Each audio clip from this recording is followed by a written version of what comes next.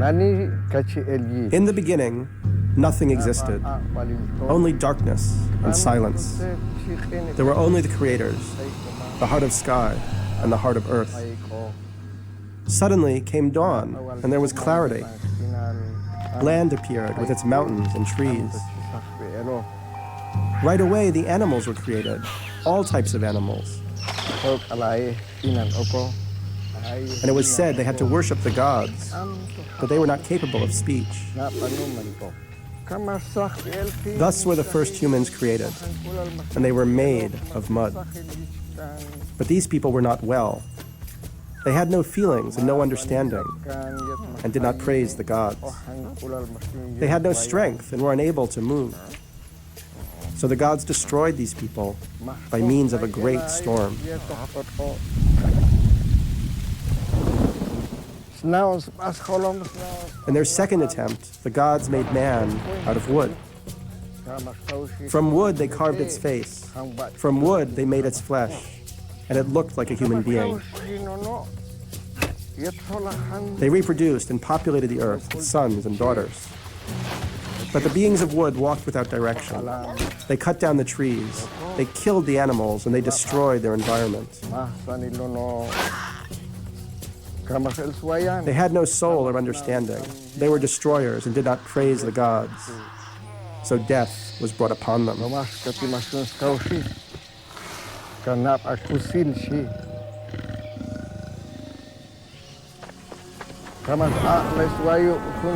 It rained all day and all night, and they were exterminated by a great flood.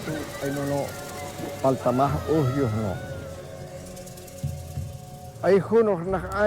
a third try, the heart of sky created human beings out of corn. These humans were placed on earth and were able to see and understand everything that surrounded them. They were able to see long distances and things that were hidden. They were connected to the entire cosmos and were in balance with the natural world. But the gods realized they had given the humans too many powers, so they blew a mist over their eyes. With limited vision, the human beings of Korn walked across Earth and reproduced. They slowly moved away from the natural world. They forgot how to praise the gods and how to respect nature. The cycle of time and the era of the human beings of Korn is coming to an end. Will there be a new era for human beings on Earth? Can we evolve our consciousness to reconnect with the natural world? So hair is a continuous recorder. It's a tape recorder of diet. And so this hamburger that becomes part of my diet will eventually find its way into my hair.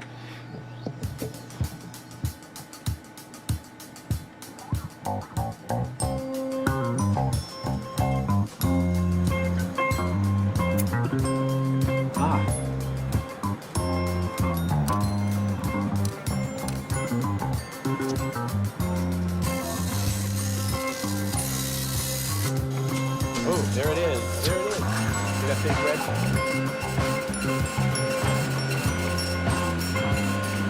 All right. Well, I've analyzed your hair, and the real conclusion is that the carbon in your bodies really originates from corn. From corn. Corn. When I'm talking about corn, I'm not talking about corn on the cob, sweet corn. I'm talking about the corn that's being used as a material that's going into the foods that we use ubiquitously. The apple juices and the grape juices that are canned and they say sweet, that's going to be a high fructose corn syrup. And then you look down the meats, beefs, porks, chickens. You feed them corn, and that gets turned into their biomass that we consume. And you walk down the cookie aisle. Cornstarch, corn gluten meal, hydrolyzed corn protein, Corn syrup, corn starch, corn syrup solids, cornstarch, hydrolyzed corn protein. High fructose corn syrup. High fructose corn syrup. Corn King Bacon.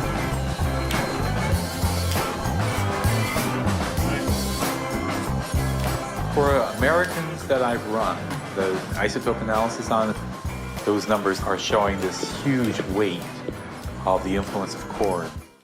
I want to get your thoughts on carbohydrates. There seems to be this notion that it's the cause to the diabetes and obesity epidemic. What are your thoughts on that?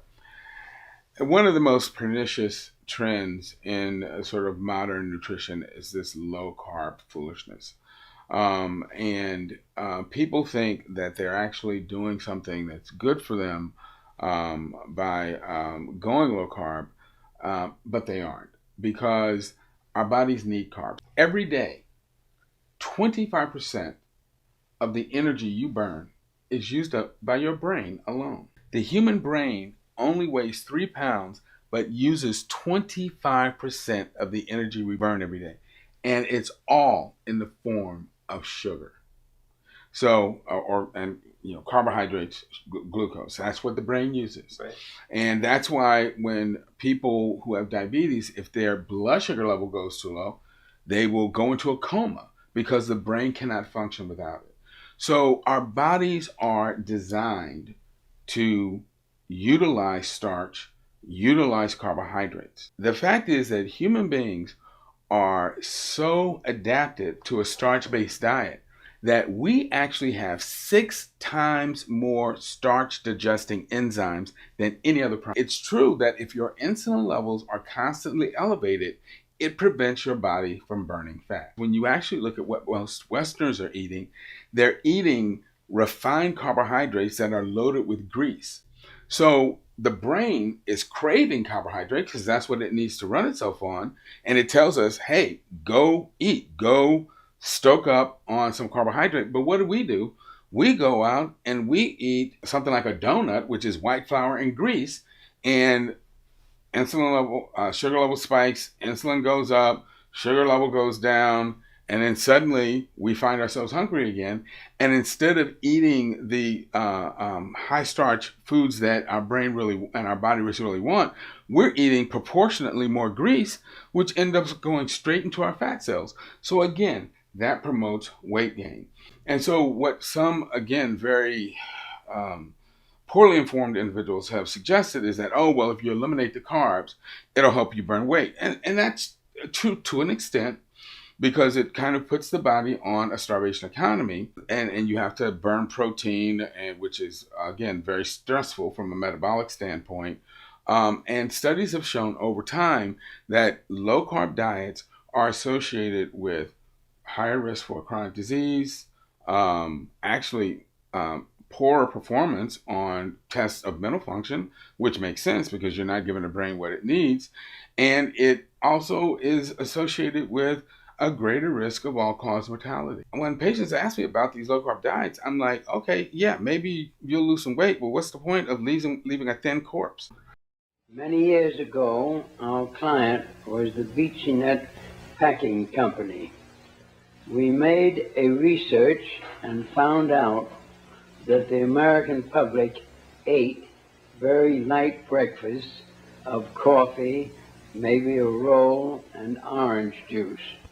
We went to our physician, found that a heavy breakfast was sounder from the standpoint of health than a light breakfast, because the body loses energy during the night and needs it during the day. We asked the physician, after telling him why we were talking to him, would he be willing, at no cost, to write to 5,000 physicians and ask them whether their judgment was the same as his, confirmed his judgment. He said he would be glad to do it. We carried out a letter to 5,000 physicians. Obviously, all of them concurred that a heavy breakfast was better for the health of the American people than a light breakfast.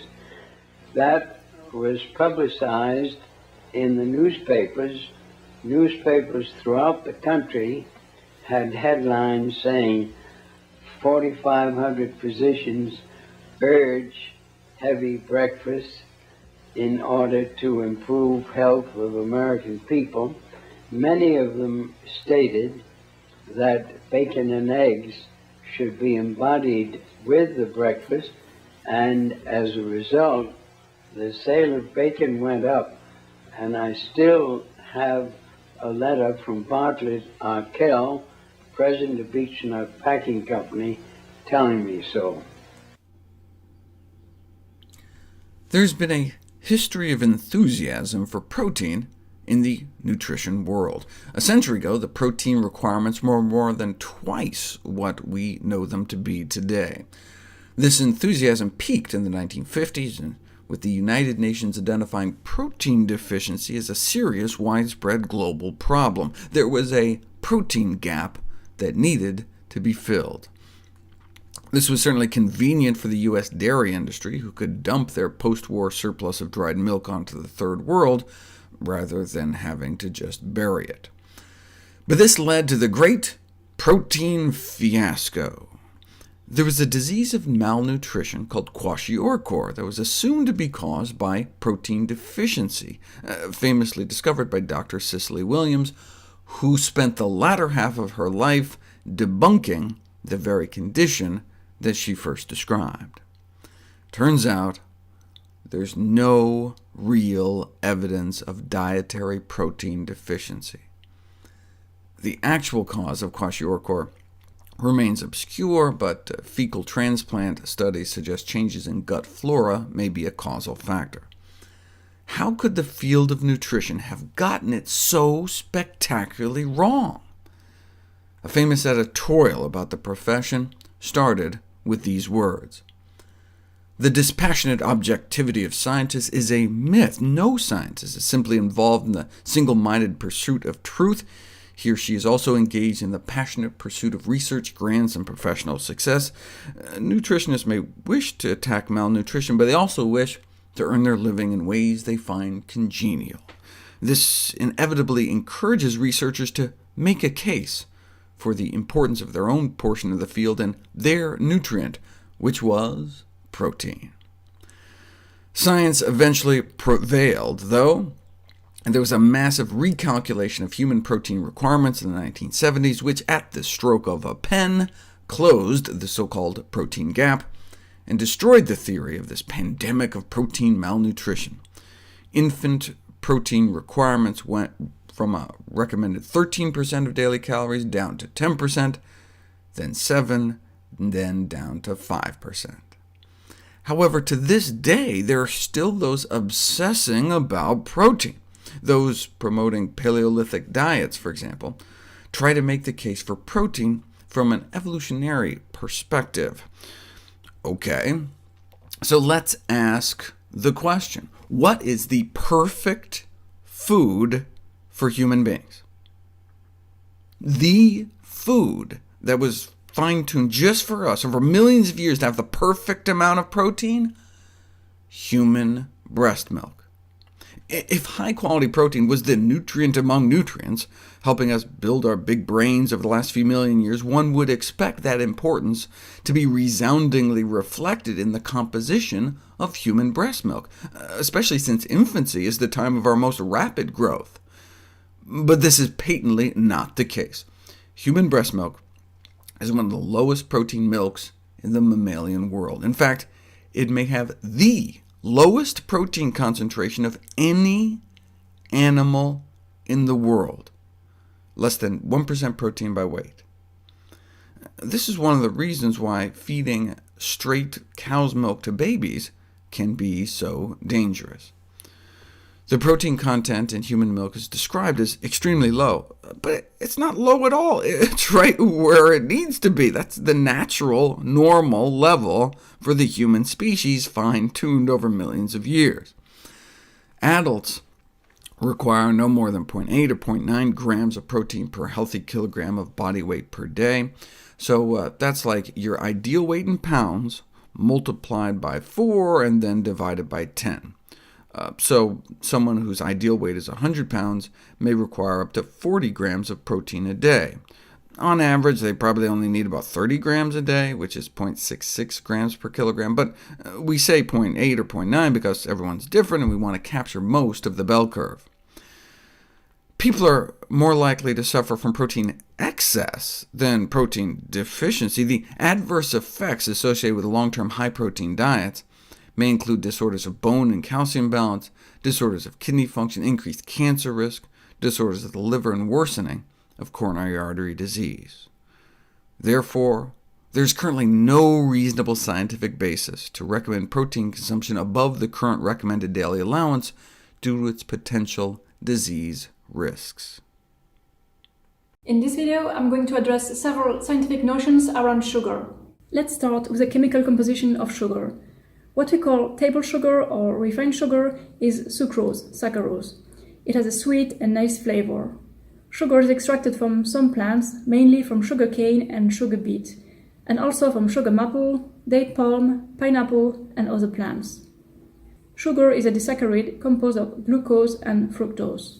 What is the difference between white sugar and brown sugar? The whiteness is not related to the plant, it is due to the product quality. The whiter the sugar, the purer it is.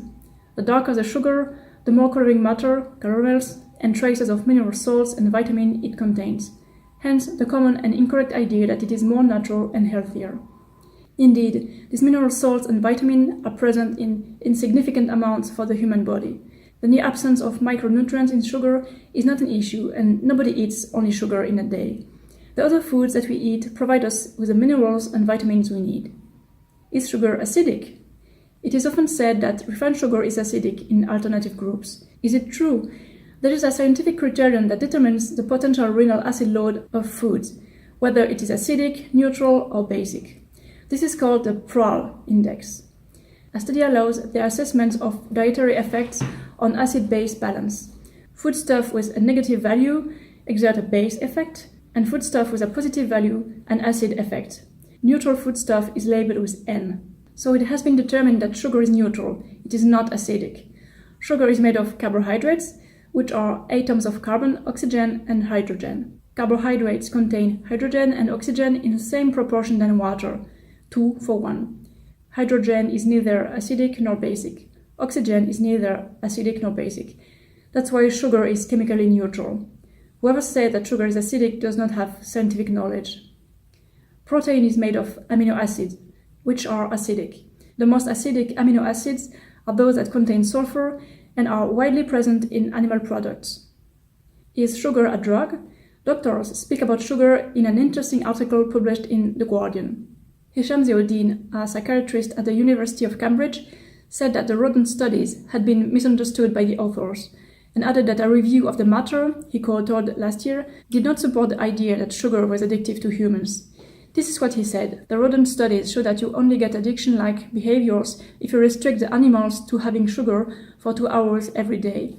If you allow them to have it whenever they want, which is really how we consume it, they don't show these addiction-like behaviors.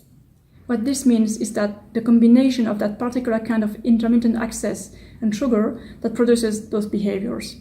Further, you get the same kind of effect if you use saccharin. So it seems to be about sweet taste rather than sugar. Ziauddin added that it was not surprising that even rats hooked on cocaine might prefer sugar, pointing out that many animals would naturally look for sweet things, not cocaine. The reality is that, quite simply, the brain reward system and the circuit that control eating behavior are the same ones that correspond to drug of abuse. Unlike sugar, drugs of abuse seems to hijack those systems and turn off their normal controls. Tom Sanders, Emeritus Professor of Nutrition and Dietetics at King's College London, said that it was absurd to suggest that sugar is addictive like hard drugs. While it was true that a liking for sweet things can be habit-forming, it is not addictive like opiates or cocaine. Individuals do not get withdrawal symptoms when they cut sugar intake. Dr. James DiNicolantonio said that sugar consumption in humans did not lead to physical withdrawal signs. Ziauddin cautioned that sugar itself is not dangerous. From an eating, metabolism, and obesity point of view, sugar is not this terrific demon by itself, because of some innate property of it. Sanders agreed, noting that our taste for sugar is a trait that humans are born with, and that sweetness helps us to recognize foods rich in vitamin C. Next chapter, our natural inclination to sweetness.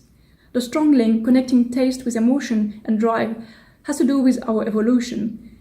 Taste was a sense that aided us in tasting the food we were consuming. It was therefore a matter of survival. A bitter or sour taste was an indication of poisonous inedible plants or floating protein-rich foods. The taste, sweet and salty, on the other hand, are often a sign of food rich in nutrients. What we perceive as sweetness is usually caused by sugar and its derivatives such as fructose or lactose. But other types of substances can also activate sensory cells that respond to sweetness. These include, for example, some protein-building blocks like amino acids and also alcohols in fruit juices or alcoholic drinks. Where do carbohydrates go after digestion? Fruits, grains, tubers, vegetables, legumes, whole oilseeds and refined sugar are all sources of assimilable carbohydrates. After digestion, all sorts of carbohydrates are decomposed into glucose and fructose. Only their speed varies. I will talk about this later. All ingested carbohydrates are digested and decomposed into glucose and fructose. The glucose that we eat is either stored as glycogen at different locations, first and foremost, or oxidized, and as a last resort, if all reserves are full, transformed into triglycerides in the liver and stored in the adipose tissue, but at an energy cost. Fructose is a bit different, but it is metabolized in much the same way as glucose, and it has the advantage of not taxing the pancreas. Triglycerides are the main constituents of fats, body fats, and oils. Ingested triglycerides are stored in the adipose tissue directly, namely easy and without any chemical transformation. As for amino acids, they are rebuilt into protein to replace older used protein, particularly in muscles and the liver, or they are oxidized. Sugar and energy. Some people think that the human body cannot do anything with refined sugar, but science says otherwise. All the cells in the human body are able to use glucose to produce an energy intermediate, the molecule ATP. This molecule is used in many cellular processes. Some cells have an imperative need for glucose as an energy source. This is a particular case of nerve cells, including our brain. Our brain function needs sugar. Sugar feeds cancer, admittedly, but all healthy cells need sugar too. I will show you the dietary cause of cancer at the end of this video. In biochemistry of all known living beings, ATP supplies the energy required for our metabolic chemical reactions, our locomotion, our cell division, or for the active transport of chemical species through biological membranes. Is honey healthier than sugar? A study founded by honey producers, published in September 2015, does not reveal significant differences between bee honey and refined sugar for the human body. How is honey made? Bees swallow flower nectar in the abdomen, then they regurgitate, add enzymes, saliva to it, chew it, swallow it again, and start again. Every drop of honey is swallowed and regurgitated this way 50 times. Honey is bee vomit. Local raw honey does not heal nor improve allergies. Honey can even cause allergies because of the pollens it contains. Pollen is an allergen. Refined sugar does not contain any trace of toxic substance. Sugar is composed of pure sucrose only. And now let's speak about the sugar-free trend. All of us have heard testimonies of people who say that they have felt health benefits after they quit refined sugar. In actual fact, these people stopped eating industrial foods that contain sugar. However, industrial foods can also contain all sorts of ingredients, like salt, milk, eggs, flour, oil, cacao, and preservatives. These people have felt health benefits from quitting pastries and various kinds of desserts, which are far too fatty. They shop less at the supermarket and shop more at the farmer's market. They henceforth eat more fresh and fruit vegetables, which is healthier. What about the glycemic index? Glycemic index has to be taken into consideration only by people who have quite a fatty diet. A high glycemic index is good for people who have a low-fat diet, as it implies a good energy intake. Let's talk about insulin resistance. As you can see on this figure, the more fat you eat, the higher the blood sugar spike and insulin resistance. A high fat concentration in blood, cells, and muscles impedes the storage of muscle glycogen coming from carbohydrates present in the blood.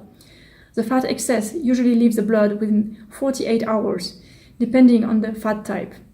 Saturated fats being the worst type. Too many people fear carbohydrates in general, and refined sugar in particular, But a high-carb diet does not cause diabetes. It actually increases insulin sensitivity. Even pure sugar increases insulin sensitivity. And a diet made of 85% of simple sugars improves the condition of diabetics. Animal protein, animal fats, and vegetable oil decrease insulin sensitivity. The Dr. John McDougall has written many articles about that on his website, supported by scientific studies. Dr. Neil Barnard even has a high-carb, low-fat dietary program that reverses type 2 diabetes. What about fat gain? Any fat excess is stored in body fat reserves directly, without any chemical transformation. Any carbohydrate excess is mainly burned by our body to generate heat. This process is called thermogenesis. Only a small part of the excess carbs will be transformed and stored as body fat. This process is called de novo lipogenesis. Let's talk about triglycerides again. Triglycerides are the main constituent of animal fats and vegetable oils. Ironically, people who warn you about triglycerides production, so-called due to carbohydrate meals, are the same people who eat fatty foods such as animal products and oils. It is true that adding refined sugar slightly increases triglyceride levels. Triglyceride levels are relatively high in certain third world societies which are virtually immune to coronary disease, so long as they persist in their traditional very low-fat diets. In Ornish's celebrated study, a moderate rise in triglycerides coincided with a marked reduction in coronary events. In other words, if a diet is very rich in carbohydrates and low in fat, you can add sugar without issue. What about cavities? In order to avoid cavities when you eat refined sugar, all you need to do is stay hydrated. Do not eat unripe citrus if you intend to maintain your tooth enamel. Rinse your teeth immediately after eating or drinking anything acidic. A diet that includes inflammatory foods like animal products increases the risk of cavities. Regardless of the food you eat, it is better to have proper dental hygiene by flossing and brushing your teeth every day. Now, a word about caloric density. 1 gram of fat is 9 calories. 1 gram of carbohydrate is 4 calories. And 1 gram of protein is 4 calories. Therefore, sugar is less than half as calorically dense as fat. What about fake sugars? Fake sugars are low-calorie sweeteners that have a sweet taste, but they provide little or no carbohydrates or energy to the body. There are 5 dangerous sugar substitutes approved for consumers: saccharin, neotame, acesulfame potassium, aspartame, and sucralose. These fake sugars cause symptoms ranging from headaches and migraines to weight gain and health conditions as severe as cardiovascular disease. I'm going to tell you about my experience with sugar. During a whole month, I did the experiment to add 500 grams of sugar per day to my usual high-carb, low-fat diet, 8-10. I did that during my rest days and my active days. Despite a 2,000 calorie surplus each day, I did not gain any weight and my blood test results were normal. When I stopped using sugar at the end of the experiment, I felt no withdrawal symptoms whatsoever. My mood and my energy levels were stable before and after. I've had no cavities because I stayed hydrated. Conclusion: if you exercise consistently or have a low-fat diet, then you can also add some refined sugar to your diet. Simple sugars help for performance and long distances, among others. I eat sugar several times a week and I'm fine. In short, carbohydrates are an excellent energy source for your brain, your muscles, and various bodily processes. Why is there so much hype against sugar? Probably to turn your attention away from foods that are commonly consumed, truly carcinogenic, and sold by very powerful lobbies.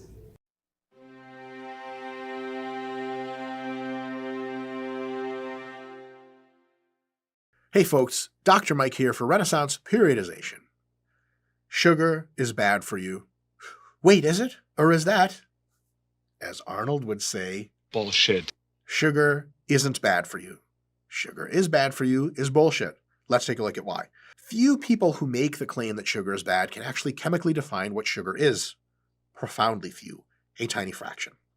So, are they talking about monosaccharides? Are they talking about disaccharides? I don't know. Most of them don't even know what that is.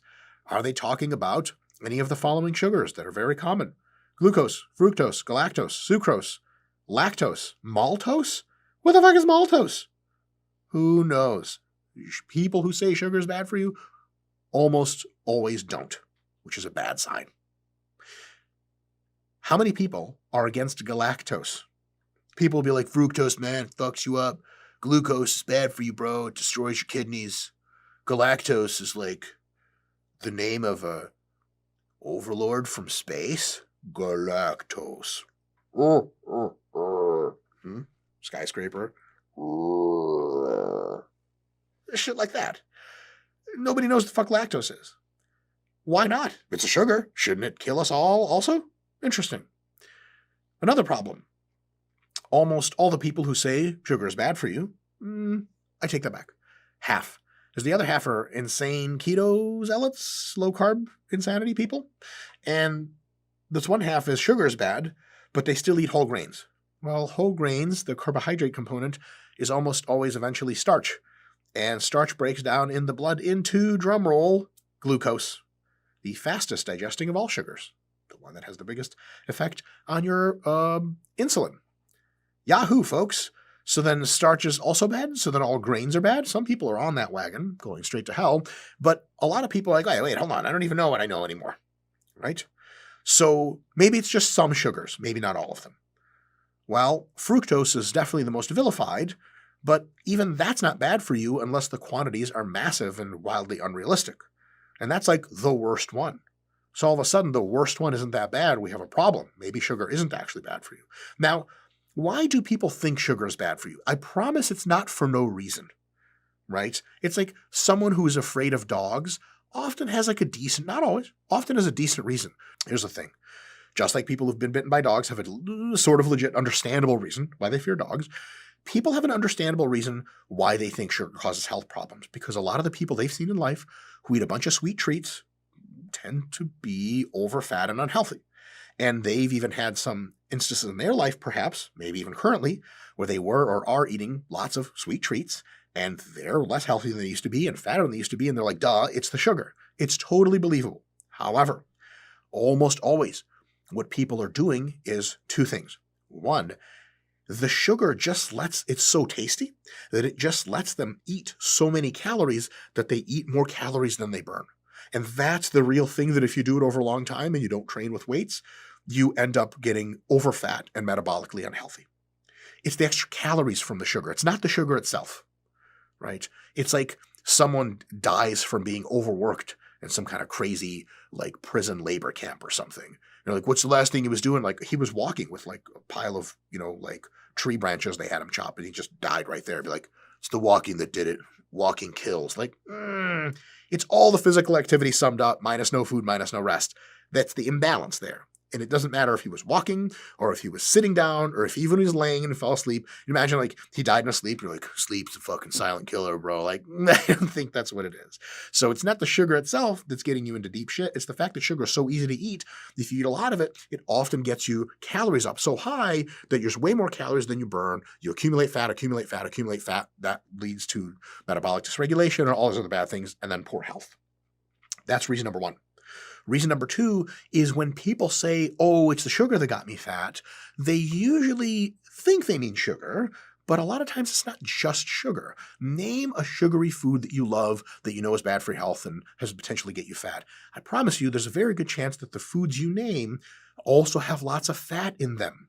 Like people will be like, hey man, you want a milkshake from McDonald's? They're really good. They got a new one out.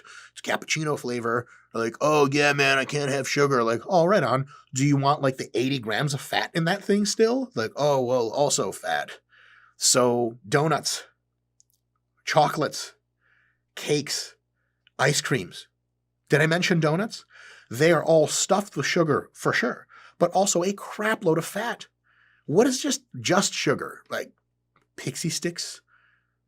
Scott the video guy, what's that candy called? Smarties or whatever? Smarties. The shit that lets you pretend you're eating like a dozen ecstasy pills at the same time? Yep. That's what I always did with that candy when I was a kid. It's hard to get fat off that shit because that's pure sugar. I mean, there's only so many containers of Smarties you can eat until you're like, man, fuck this. But you can eat a lot of ice cream.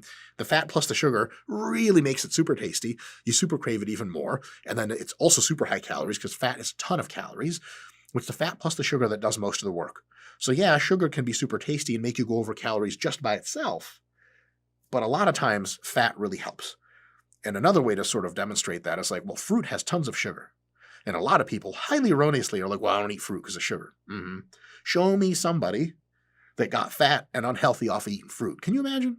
You come into your doctor's office, he like does a bunch of fucking blood work and tests and shit like that, and scans, and he's like, apples, Jim. Apples are killing you. And you're like, I just can't stop. He's like, your wife. Think about your wife. It doesn't happen. Now, donuts? Yeah. Jim's killing his, relationship with his wife because of donuts. Ice cream? Sure. Apples? Come on. Now, just sugar by itself doesn't have a punch. But in any case, real talk. Eat less junk food. Eat less sweet treats that make you super fat, that have tons of fats in them. Minimize your consumption of fruit juices if you have weight and health problems. And then in that context of moderation, there's no need to fear sugar at all. There's nothing chemically about it that fucks your physiology, that makes you super fat. It's just a matter of calorie intake, a matter of satiety, how hungry something makes you or how less hungry it makes you, and a matter of junk foods and minimizing that hyper-palatable food. Folks, is sugar really bad? That's bullshit. And I'll see you next time with another terrible Arnold impression. Bye.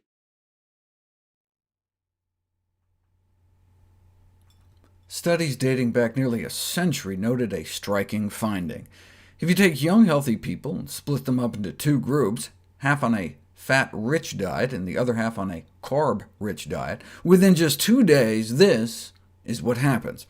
The glucose intolerance skyrockets in the fatty diet group. In response to the same sugar-water challenge, the group that had been shoveling in fat ended up with twice the blood sugar.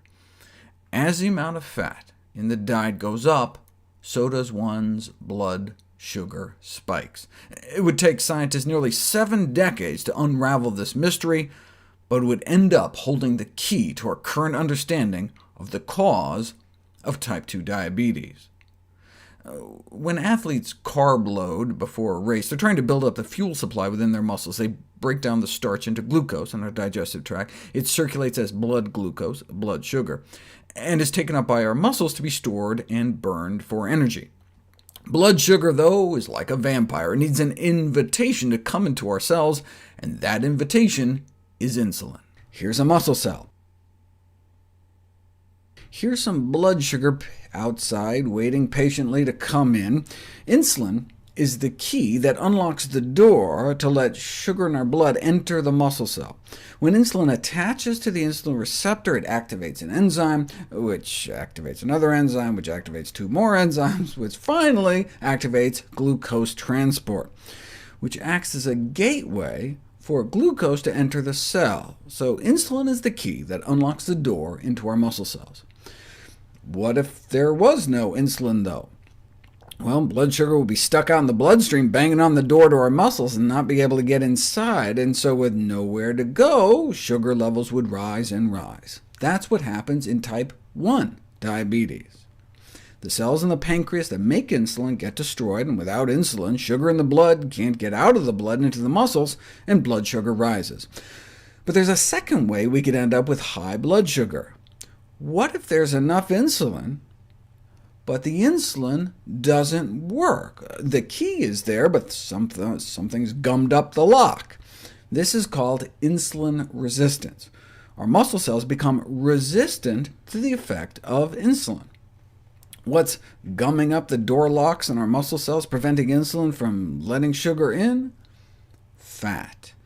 What's called intramyocellular lipid, fat inside our muscle cells. Fat in the bloodstream can build up inside the muscle cell, creating toxic fatty breakdown products and free radicals that can block the signaling pathway process. So no matter how much insulin we have out in our blood, it's not able to open the glucose gates, and blood sugar levels build up in the blood. This mechanism by which fat, specifically saturated fat, induces insulin resistance wasn't known until fancy MRI techniques were developed to see what was happening inside people's muscles as fat was infused into their bloodstream. That's how they found out that elevation of fat levels in the blood causes insulin resistance by inhibition of glucose transport into the muscles. And this can happen within just 3 hours. One hit of fat can start causing insulin resistance, inhibiting glucose uptake after just 160 minutes. Same thing happens in adolescents.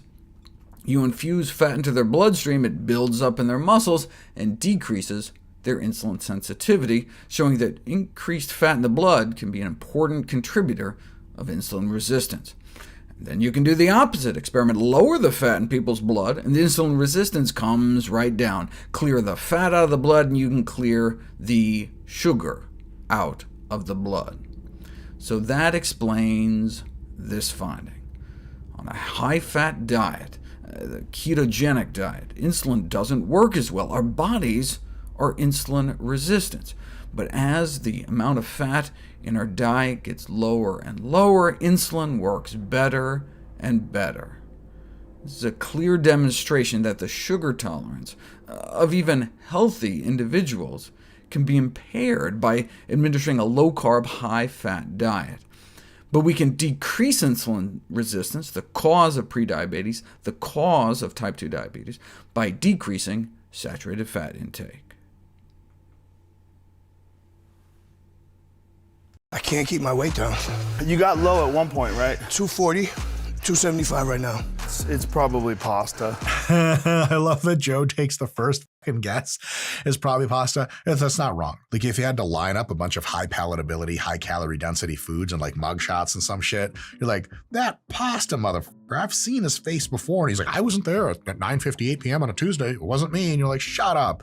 Are you Alfredo or red sauce? He's like, technically both. He fucking did it for sure. We have done a ton of research, and we realized that types of foods, ingredients, whatever, not much of that matters for weight control.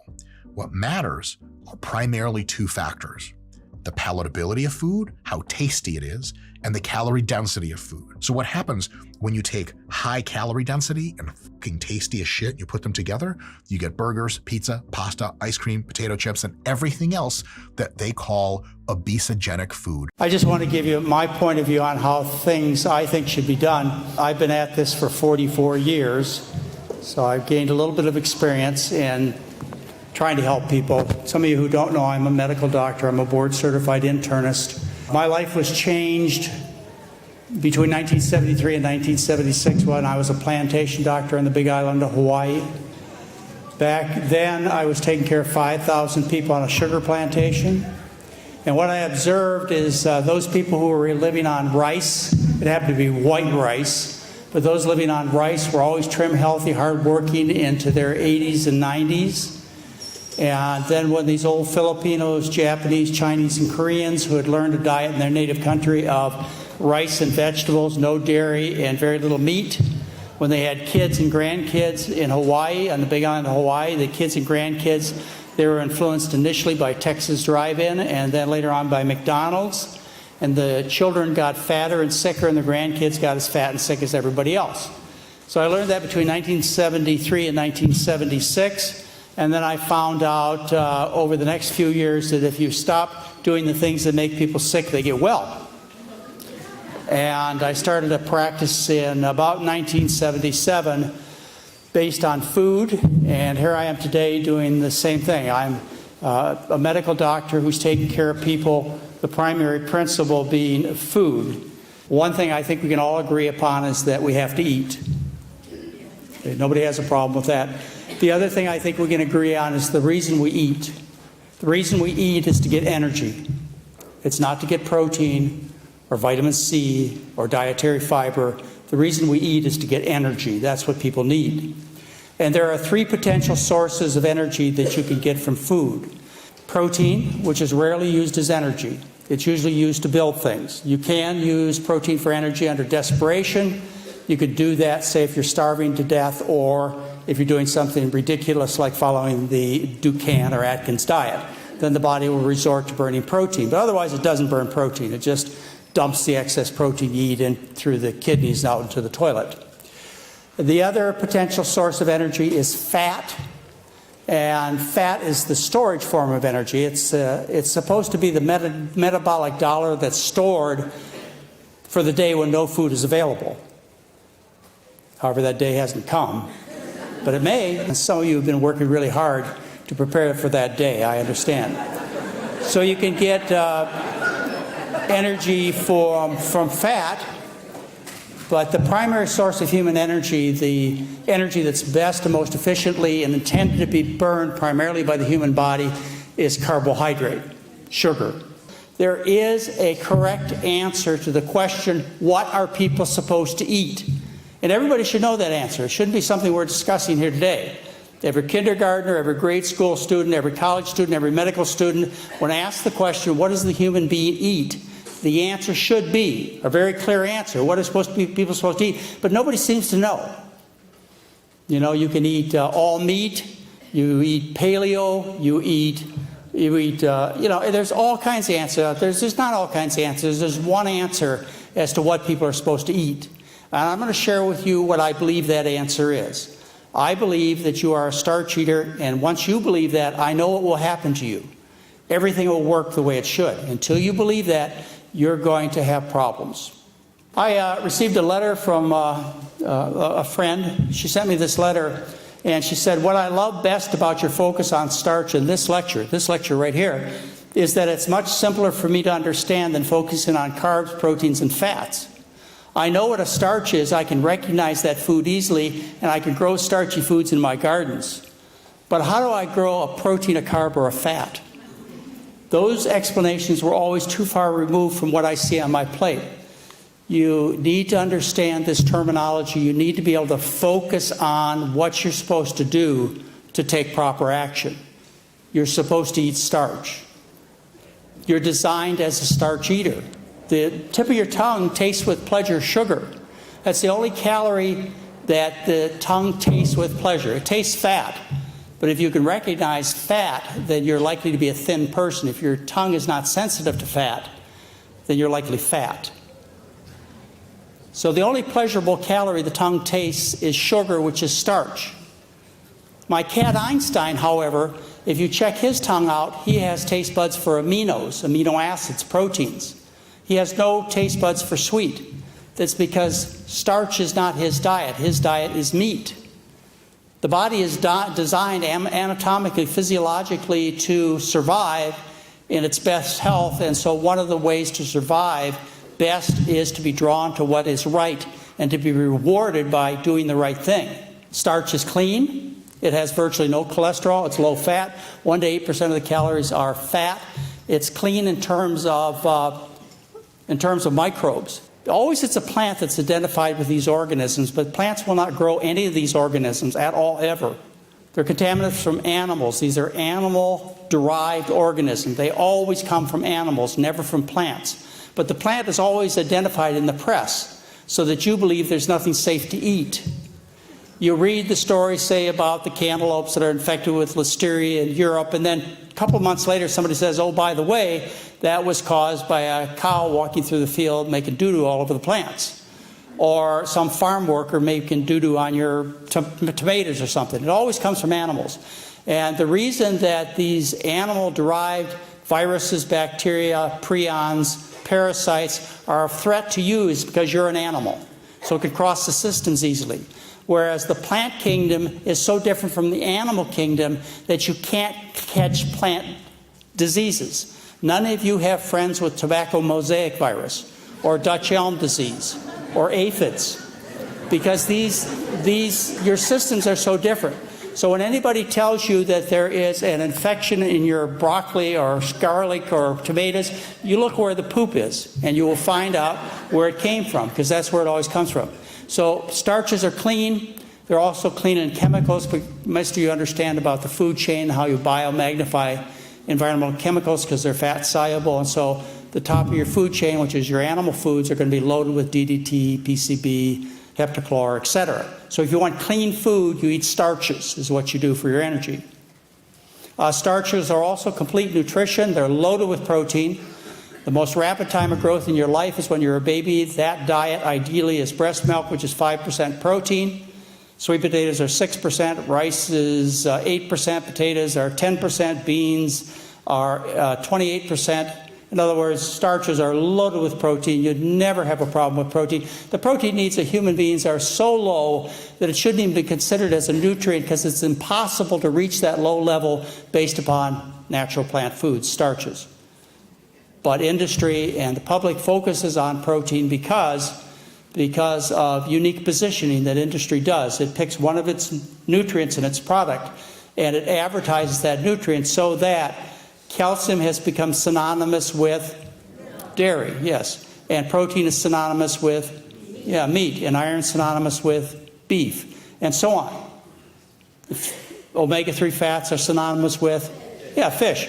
It's because the industries that sell these things that make billions of dollars, they see that their product's really high in this one nutrient, so they convince dietitians, the USDA, doctors, public, etc., through massive advertising that this is the most important nutrient in your body, yet it is virtually impossible to design a protein-deficient diet based on plant foods. You can't do it.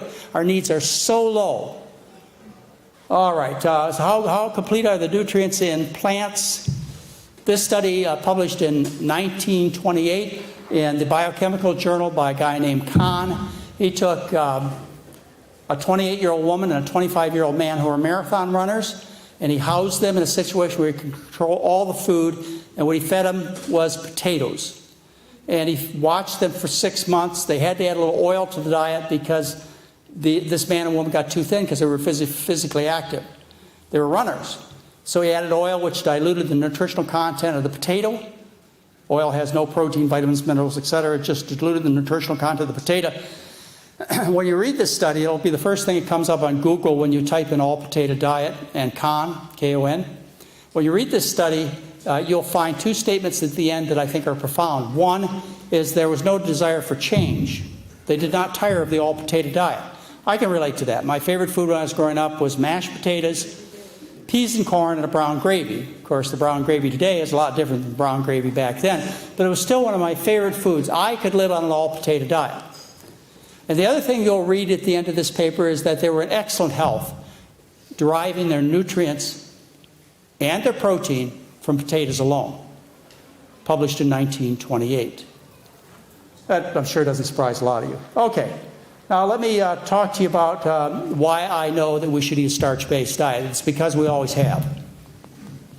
We've always have eaten a starch-based diet. All large, successful populations of people, without exception, all large, successful, trim, healthy populations of people throughout all of verifiable human history have obtained the bulk of their calories from starch.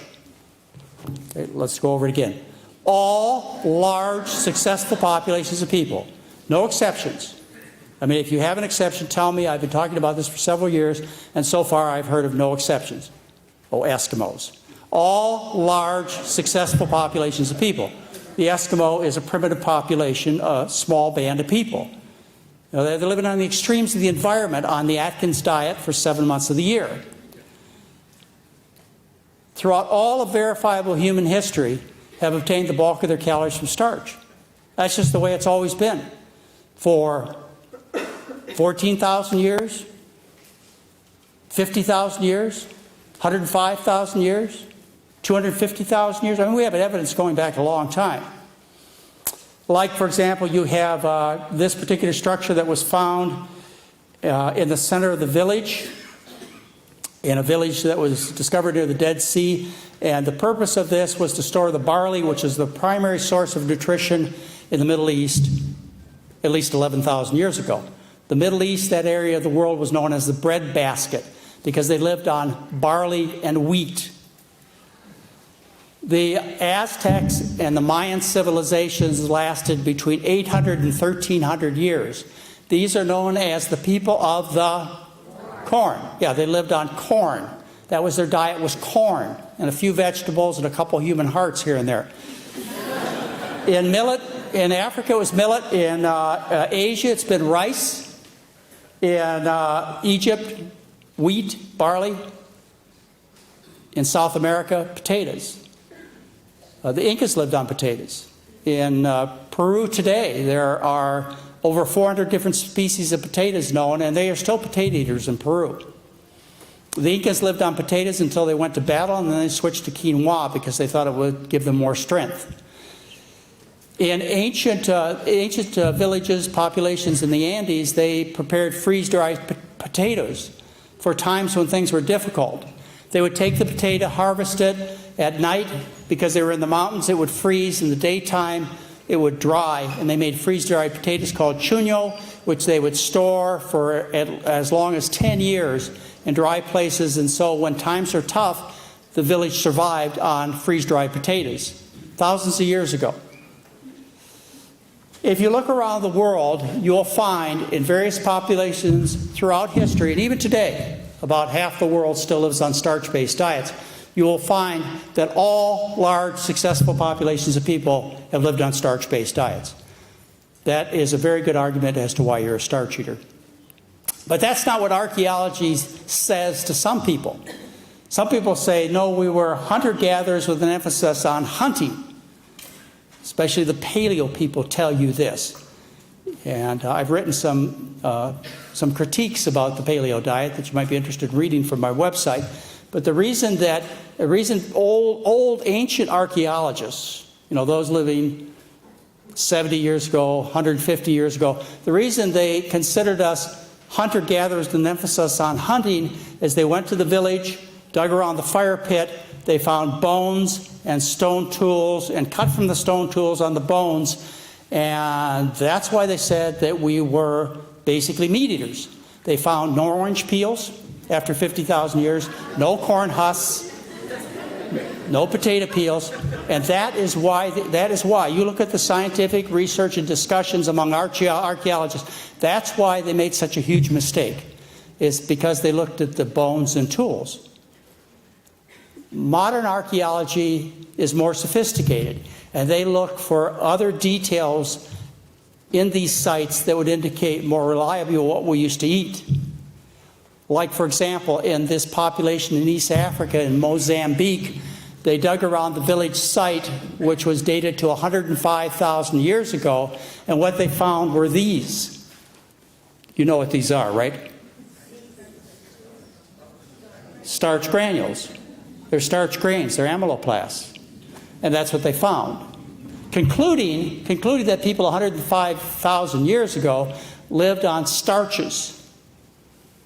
This is a fun one. This is from 44,000 years ago, from the Neanderthals. Multiple skeletons of Neanderthals from the cold northern Atlantic to the warm Mediterranean were examined, and they looked for evidence of what they ate between their teeth, and they found these between the teeth of the Neanderthal. Remember, the Neanderthal is the fiercest hunter around, so they think, but that's not true. They found these between the teeth, which indicated, and by the way, these are cooked starch granules. These are modern-day cooked starch granules. They found cooked starch granules between the teeth of Neanderthals. When this study came out of 3 areas in Western Europe, in Czechoslovakia, in Italy, and in Russia, they found 3 separate sites, and on the tools, what they found were these starch granules, and the headlines around the world were "The End of the Paleo Diet," because it proved this theory was untrue. These people are lying, and they know they're lying because they know the archaeology as well as I do. Starch eaters. This is one place where we had organic material preserved. This is a site 150 miles south of Santiago, Chile. And the reason that they preserved organic materials, it's a peat bog, so the peat covered up the village. And they found evidence of potato eating 14,000 years ago. They have found 44 different kinds of edible plants and 22 different kinds of medicinal plants. This is a site in western Peru where they found 7 skeletons. They looked between their teeth. There's their teeth right here. They looked between the teeth and they found these. In fact, it's so characteristic, the starch granules, you can tell exactly what starches these people ate. They found evidence of potato eating, bean eating, various grains that they ate that they could identify. With the glaciers melting, we're finding evidence that was long buried by snow. Like in the Alps in northern Italy, we found this guy who's known as the Iceman. He's 5,000 years old. When they found him, they found his bow and arrow, concluding that he was a hunter. They found some animal food in his gut. But when they analyzed his hair, which is an extremely reliable indicator of what long-term eating patterns are, they declared this man a vegan. He lived on wheat. Oh, I like this one. This is really fun. You may want to look this one up on the internet and show it to some of your macho male friends who are trying to be tough and strong. This is evidence about gladiators that was discovered. These men lived 1,800 years ago. They found a burial site in Ephesus in Turkey. They found this burial site. It was 200 square foot plot. They dug it up. The first thing they noticed is they were all males. They found shields and tridents and swords with these skeletons, these 60 skeletons that were buried. So they knew they were gladiators. And then they analyzed their bones and they determined that they were vegan, which fits in with the historical accounts of gladiators who are known as the barley men. They lived on barley. Barley was their diet, a few beans. They ate virtually no meat. Why? Because it's bad form to lose in the Colosseum. You need to have strength and endurance, and they knew back then that you got strength and endurance from eating starch. And if you compared skeletons and burial sites outside of this particular one, you could see from their bones that they ate some animal food, but not these people, because they wanted to win. Now, it's kind of interesting when you read this story or you watch it. There's a documentary that you can watch, an hour-long documentary about this excavation.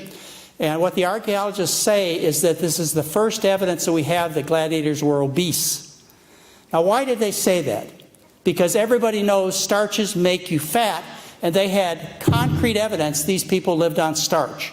So they must have been obese, so they carried on their theory, and they said, well, we hypothesize, we theorize why they were obese. It's because it made a better show.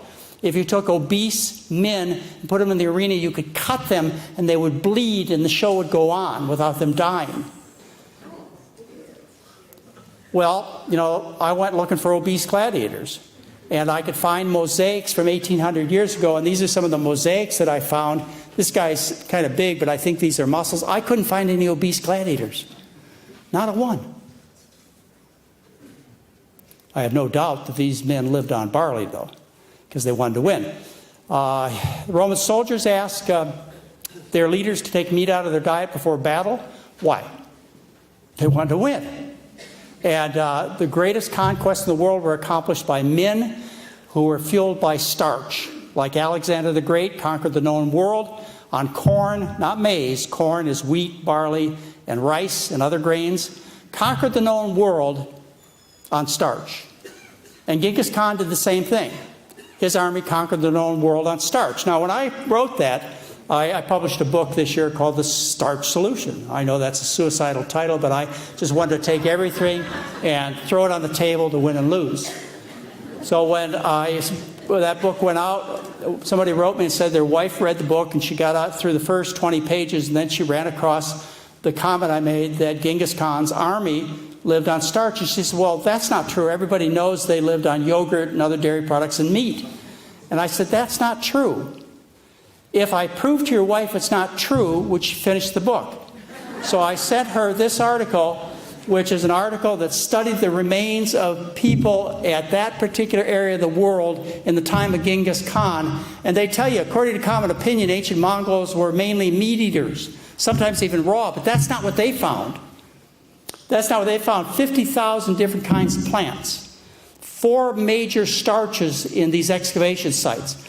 Genghis Khan and his army lived on starch. It couldn't be any other ways. I mean, you just think about an army of hundreds of thousands of men going through a landscape and getting their fuel from animals. They would starve to death. What do modern gladiators eat? What do people eat who run the races, the long race, and win?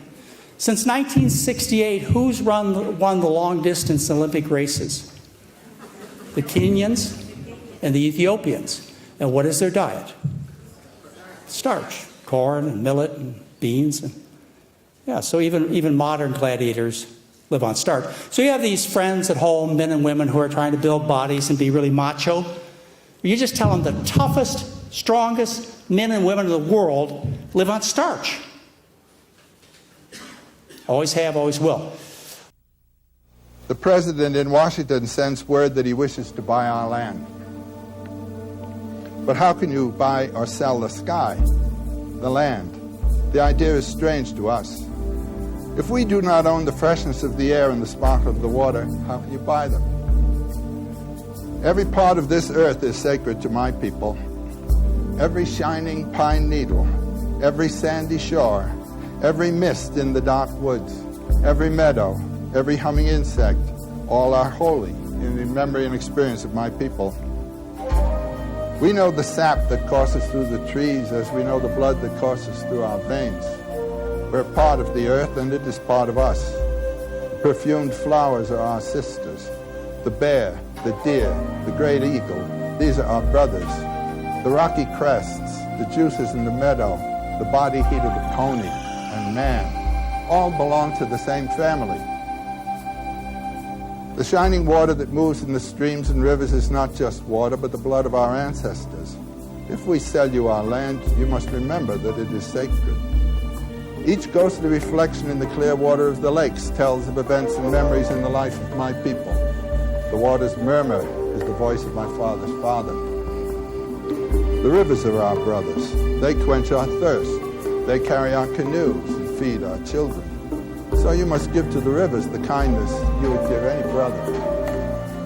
If we sell you our land, remember that the air is precious to us, that the air shares its spirit with all the life that it supports. The wind that gave our grandfather his first breath also receives his last sigh. The wind also gives our children the spirit of life. So if we sell you our land, you must keep it apart and sacred as a place where man can go to taste the wind that is sweetened by the meadow flowers. Will you teach your children what we have taught our children, that the earth is our mother? What befalls the earth befalls all the sons of the earth. This we know. The earth does not belong to man. Man belongs to the earth. All things are connected like the blood that unites us all. Man did not weave the web of life. He is merely a strand in it. Whatever he does to the web, he does to himself. One thing we know, our God is also your God. The earth is precious to him, and to harm the earth is to heap contempt on its creator. Your destiny is a mystery to us. What will happen when the buffalo are all slaughtered, the wild horses tamed? What will happen when the secret corners of the forest are heavy with the scent of many men and the view of the ripe hills is blotted by talking wires? Where will the thicket be? Gone. Where will the eagle be? Gone. And what is it to say goodbye to the swift pony and the hunt, the end of living and the beginning of survival? When the last red man has vanished with his wilderness and his memory is only the shadow of a cloud moving across the prairie, will these shores and forests still be here? Will there be any of the spirit of my people left?